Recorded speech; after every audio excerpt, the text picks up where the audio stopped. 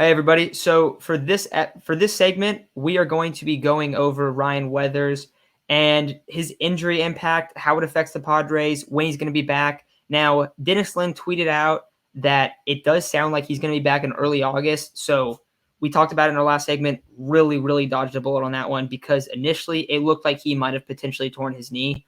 That's not the case. Nothing wrong with his knee. It's a foot injury. So sounds like he's going to be back in maybe roughly a month, hopefully a little bit less than a month, but there's still a big impact. So Chase, I'll let you start. How do the Padres move after this Ryan Weathers injury?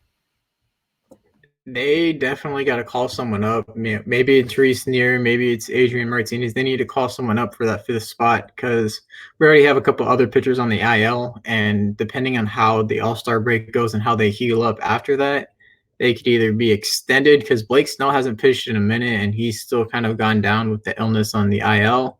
So we don't know what's going on with that. Darvish is back. We've seen back injuries are kind of weird for pitchers where they can be out for a little while. We've seen it with Clayton Kershaw multiple times. You want that thing to really healed up so it doesn't come later on. We need them healthier later on, not now. So hopefully they just call up a couple more guys. And with Ryan Weathers' injury, I believe it's his planting foot because it was his right leg, if I remember correctly. So you put a lot of pressure when you are driving yourself off the mountain and you end up landing on that foot. So you really want to make sure that ankle and foot's like actually fully healed because we saw with Matt Strom, his knee injury was his planting knee, and we saw it in the postseason last year. He re-injured that. You saw the brace. He had to have knee surgery at the end of the year, and he's still not back. So you don't want to rush these things, especially if it is the planting ankle and planting knee. 1 month should give it plenty of time to heal, but you really got to be careful with like Achilles injuries and ankle injuries because we've seen it with Mike Soroka. He tore his Achilles a season ago and he tore his Achilles walking again in one of the most unfortunate incidents for the Braves, losing out Acuna in the same injury or sort of same injury. Acuna's was a little worse than Weathers, but you really got to be careful with this stuff and you can't rush him back. Whew, I don't even know what. It's hard to tell what they're going to do. We kind of just got to hope for the best. Hopefully Ryan Weathers does come back early August, but we still don't know what's going on with Dinelson Lamet. We have suggested moving him to the bullpen before. I don't know if the Padres can afford to do that right now if he is healthy. But I mean, we're very dependent on Dinelson Lamet's health. We need him to be healthy, whether no matter what role it's in. So basically, to me, the best case scenario is Ryan Weathers isn't out for too long.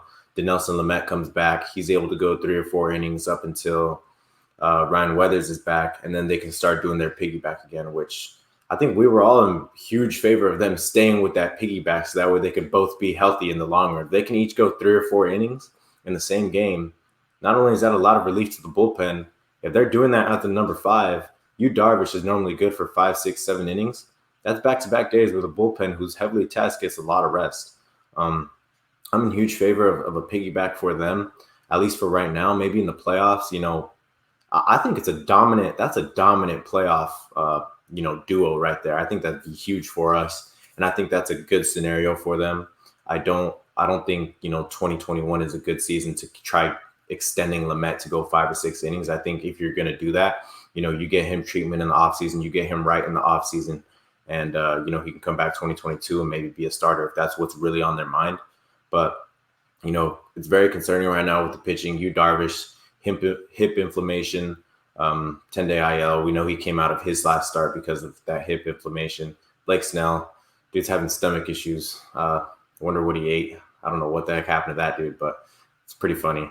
Joe Musgrove, he's kind of streaky, but when he's on, easily second best pitcher in our rotation. One of the best pitchers in baseball, I think. When he was on, he had a 2.5 ERA. It was the same as Trevor Bauer before everything happened.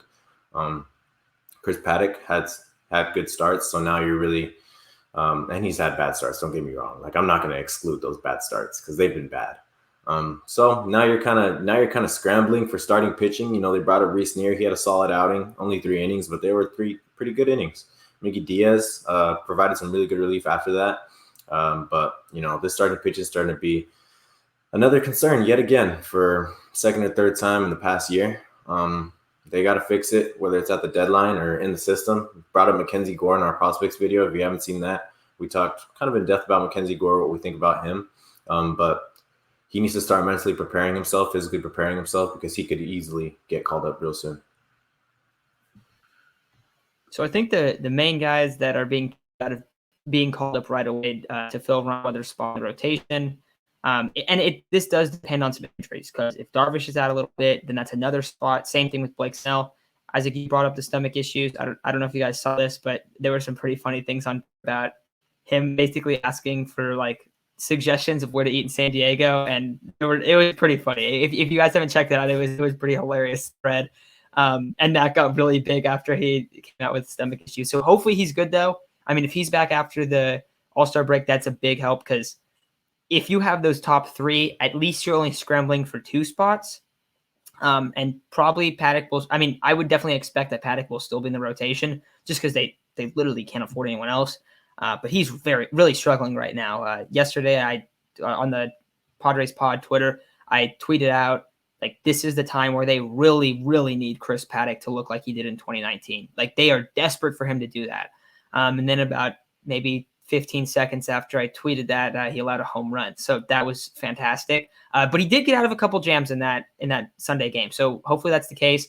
If he could be the 4, if they have those 1 through 4, that really helps a lot. And then you're looking at Weathers and Lamet, and they're not in the rotation currently, but you could bring up a guy to potentially spot start. And then adding an arm, like, and we all think that they should add an arm, but then it's not like, okay, you don't have to go get one right away.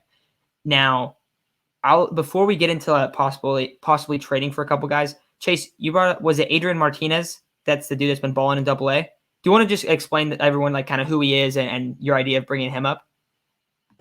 Yeah, I mentioned it in the prospects video. In his last outing, he went 6 innings, 9 strikeouts, 0 hits, and 2 walks.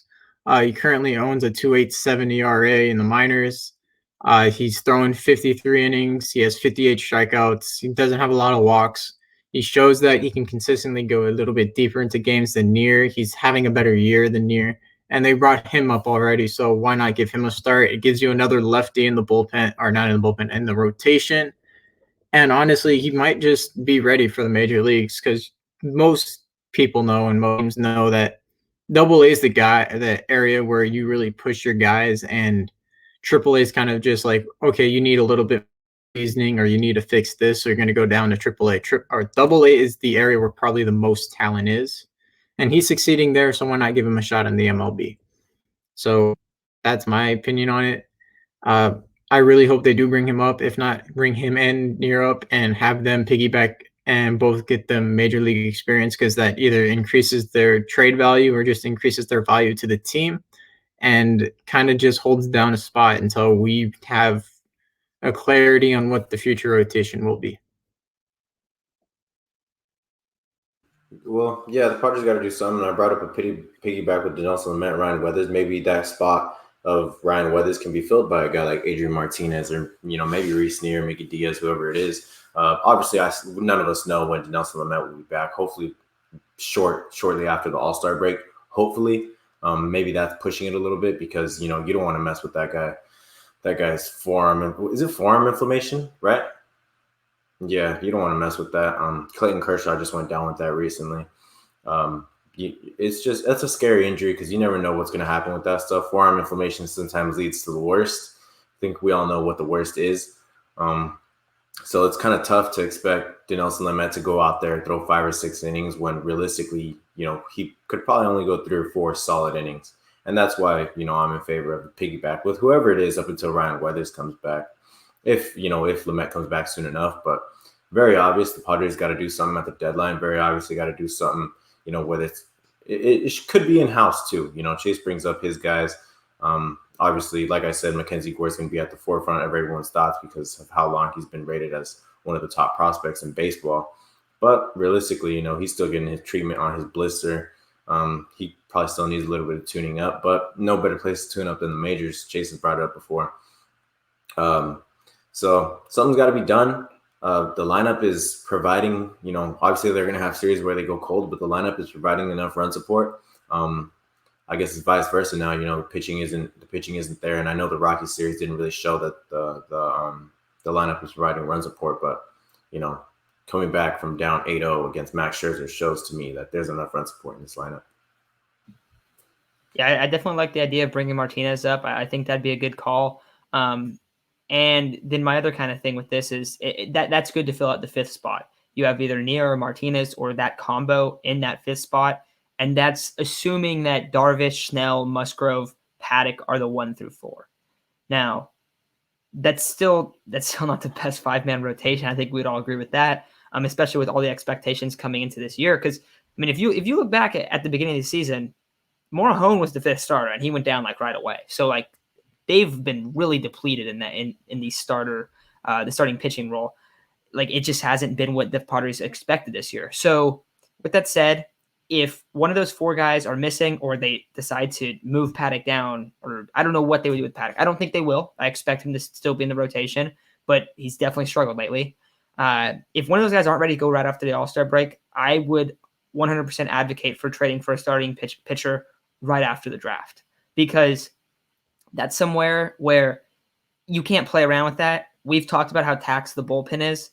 You can't just start throwing bullpen days in the middle of July, late July, hoping that the starters are coming back, and then have 2 bullpen guys go down, and then you guys are in a really, really bad spot.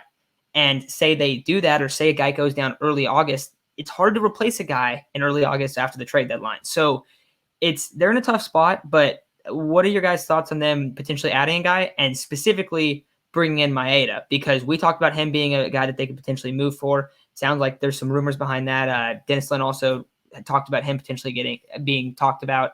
Hasn't been that great this year, but if they are going to move for a starter, do you like that low cost option of just, all right, let's figure this out right now. We have an immediate answer to this issue. And then we'll see how this goes, and then maybe make another corresponding move at the closer to the deadline. I just don't like Maeda as an option right now. He hasn't had the best year. That's why he'll probably be cheap. But I'd much rather look at the in-house options first, get some of those guys reps and see if you can do this for free.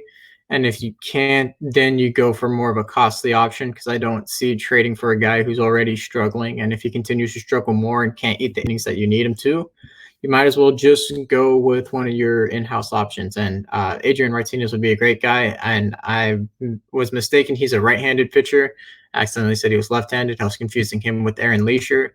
But yeah, you have these guys that you can go down in the minor league system, and kind of they've proven that they need their shot in the major league. So why not go with an in-house option first before trading for one of the cheaper options who's been struggling in hopes that he can turn it around? Because I'd much rather go in-house than expend and then expend more for if that doesn't work.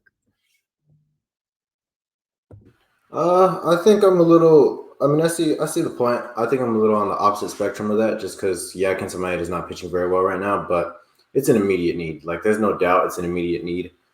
He's got experience in the majors. As you said, Chase, he's not pitching well right now at all. I want to say his ERA is like a 4.5 or up, which, obviously that's not very impressive. But last year, very short sample size, of course, finished 3rd in the Cy Young voting in the AL. I think it was 3rd. He finished really high. I know that. So he's got the stuff. I brought up he has experience in the NL West, particularly the Dodgers. He knows. I'm not going to say that that's the same exact lineup that he played with, but Cody Bellinger, Corey Seager, Justin Turner. He faced Mookie Betts in the World Series, so definitely some experience with some of those guys in that lineup. And I don't think he'd be a very expensive piece to add, just because the Twins suck.